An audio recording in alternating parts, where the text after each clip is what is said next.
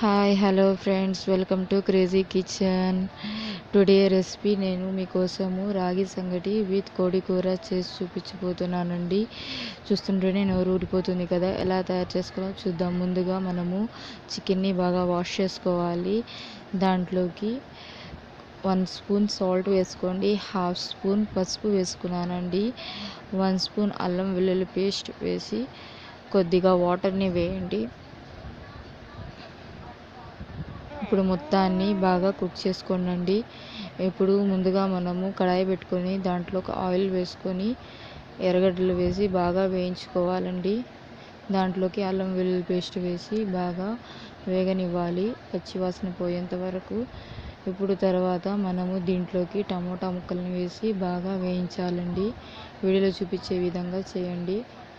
బాగా మగ్గిన తర్వాత టమోటా ఎర్రగడ్డ పేస్ట్ని వేసానండి. నేను వేసి బాగా రోస్ట్ చేయండి.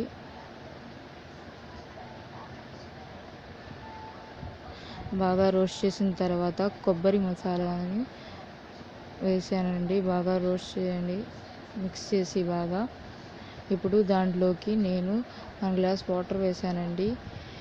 ఇప్పుడు దీంట్లోకి 3 స్పూన్స్ కారం వేసాను, కొద్దిగా చికెన్ మసాలా వేసుకున్నానండి, అది మీ ఇష్టము. ఇప్పుడు కొద్దిగా సాల్ట్ వేసుకొని రుచిని చూసి